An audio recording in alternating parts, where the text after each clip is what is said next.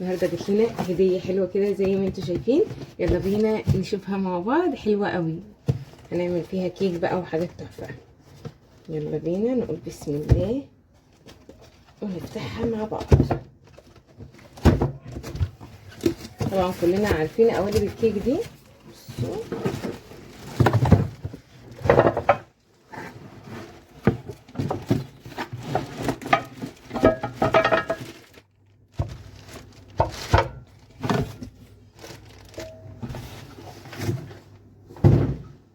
بصوا ما شاء الله تبارك الله، حلوه قوي. تريال تقيله، بصوا شكلها ما شاء الله حلوه قوي قوي قوي قوي بجد. الماتيريال بتاعتها شايفين ما شاء الله. بقى فيها حاجات حلوه، بصوا ما شاء الله تبارك الله. مستورده. بصوا مش قادره اقول لكم على الخامه والتقل عامل ازاي. بصوا الجمال، بصوا شكل المنظر عامل ازاي. وكده بقى الشوكولاته والحاجات دي، حاجات الترند دي. بصوا بصوا عشان ايه نعمل فيها حاجات حلوه. بصوا باشكال بقى مختلفه، شايفين شكلها عامل ازاي من جوه. نعمل صينيه كيكه مع بعض ونشوفها. يلا بينا. هما 3 اشكال زي ما انتوا شايفين كده، مش عايزاهم يخبطوا في بعض. خامه طبعا تقيله، جرانيت، حلوه قوي، لونهم كمان تحفه. ايه رايكم بقى في الشيكه دي؟ ريفيو حلو، شكلهم حلو والشيك. البوله بتاعتنا معايا عدد 3 بيضات، نبتدي نكسرهم.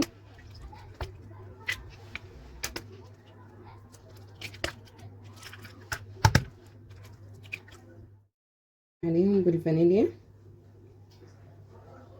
شويه كده من الفانيليا، ما تستخسريش. تمام. ننزل عليهم بكوب ونص من السكر. بضرب بقى البيض مع السكر زي ما انتوا شايفين اهو. افضل اضربهم مع بعض لحد السكر بتاعي ما يبتدي ان هو يدوب. عايزه اقول لكم تقدروا تعملوا بيضتين 2 يعني، بس يكونوا كبار. البيض عندي كان صغير فحطيت ال3 بيضات زي ما انتوا شفتوا معايا. بعد ما ضربناهم مع بعض خليناهم بالقوام ده، بنركن ده على جنب.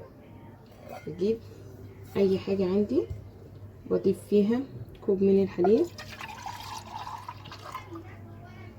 اضيف نص كوب من الزيت،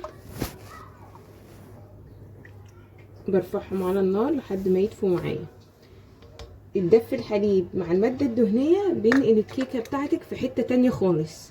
يلا بينا ادفيه ونشوف وبنزل بيه وهو دافي زي ما انتوا شايفين كده على خليط البيض والسكر اللي ضربته اللي ضربناه كويس جدا لحد ما داب. عايزه اقول لكم ان القوام بيختلف تماما، وتحسي ان هو يعني بقى كتير، وزي ما انتوا شايفين كريمي قوي قوي قوي. هو ده المطلوب.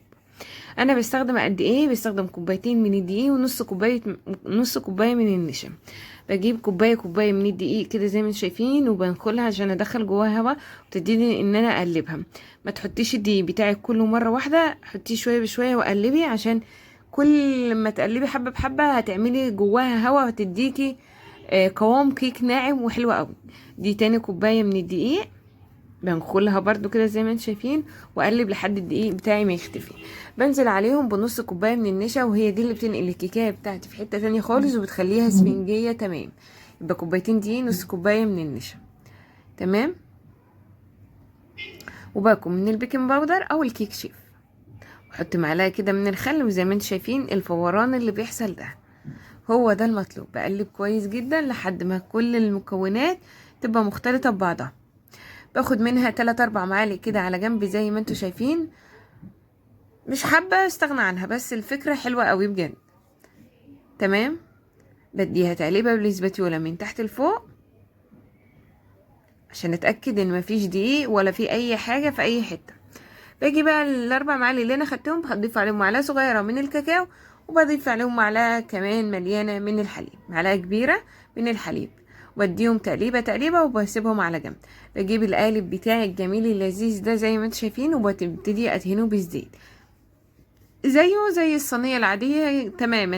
انا بدهن طبعا دايما زيت، ما بحطش دقيق، يعني انا ما ببطنش الصينيه بتاعتي بدقيق. غلفته كويس جدا بالزيت. هجيب الكيك بتاعي ابتدي ان انا انزل بيها كده زي ما انتم شايفين.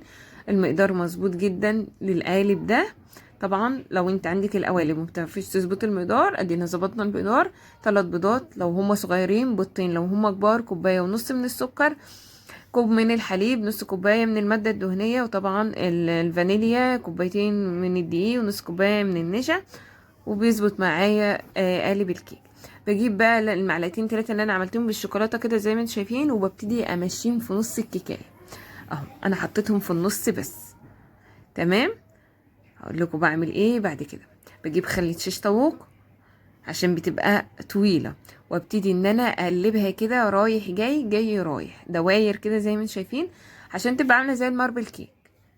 وهتطلع معانا خطيره، تبقى ميكس ما بين الشوكولاته والفانيليا، والطعم في حته تانية خالص. شكلها لما طلع من الفرن حكايه. دخلتها فرن على درجه حراره 180، الرف اللي في النص فرن شغال من تحت بس. طلعت بالجمال ده. وهنا الكيك بتاعنا بعد ما طلع من الفرن ما شاء الله تبارك الله. اهم حاجه نسيبه لما يبرد تماما قبل ما نفضيه من اي قالب هو موجود فيه. لو فضيناه وهو سخن هنلاقي الكيك لازق من تحت، نصه هيطلع ونص لا، وشكله هيبوظ. فبنسيبه لما يبرد تماما وبعدين بنفضيه. وقبل ما بنفضيه بس بنحركه في القالب بتاعنا كده بالراحه من الجوانب عشان نتاكد انه سايب مش لازق. بعد كده بجيب اي حاجه كده زي ما انتم شايفين، وابتدي ان انا افضيه عليها. يا سيدي على الجمال. بصوا ما شاء الله، بصوا الحلاوه بقى. بصوا شكله عامل ازاي، شكله حلو قوي قوي، واخد لون حلو زي ما انتم شايفين. شكل الكيك بتاعنا بصوا جمال، بصوا جماله، بصوا تعالوا، بصوا تحفه. شكله حلو قوي قوي ما شاء الله تبارك الله. بصوا ما شاء الله، حلو حلو حلو بمعنى كلمة حلو. يلا بينا نقطعه مع بعض ونشوف. بسم الله الرحمن الرحيم. نبتدي ان احنا نقطع. طبعا زي ما قلت لكم سيبوه يبرد تماما تماما تماما.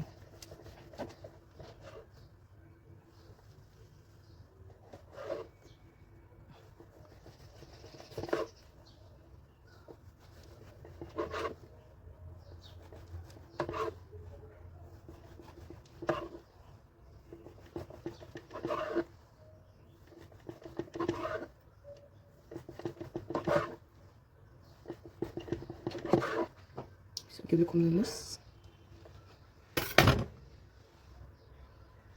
شايفين الكيكه عامله ازاي؟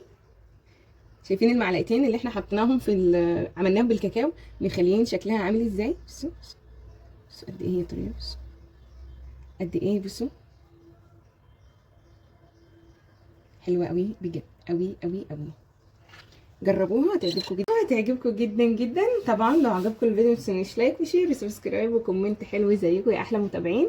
حلوه قوي جنب كوبايه شاي الصبح، جنب كوبايه شاي بلبن، عايزين نتعشى حاجه خفيفه سريعه. مفيش اظن احلى ولا اطعم ولا ابسط من كده. كيك فانيليا وفي نفس الوقت فيه تشبيحه شوكولاته، روعه روعه روعه. بصوا المسام، بصوا شكل الكيك عامل ازاي من جوه ما شاء الله تبارك الله. بصوا حلوه قوي قوي، كل حاجه فيها مظبوطه جدا. بصوا شكلها،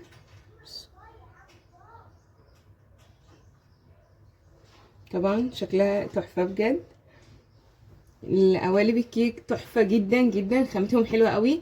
بس الاستعمال الصح ليهم ان انتي لما تيجي تقلبي الكيك ما تقلبيش الكيك ابدا وهو سخن، لازم تسيبيه يبرد. حتى لو في قالب عادي سيبيه يبرد عشان ما تكونش حته لازقه في الصينيه، فتيجي تقلبيه فنص الكيك يطلع ونص يفضل في الصينيه فشكله يبوظ. اشوفكم في فيديو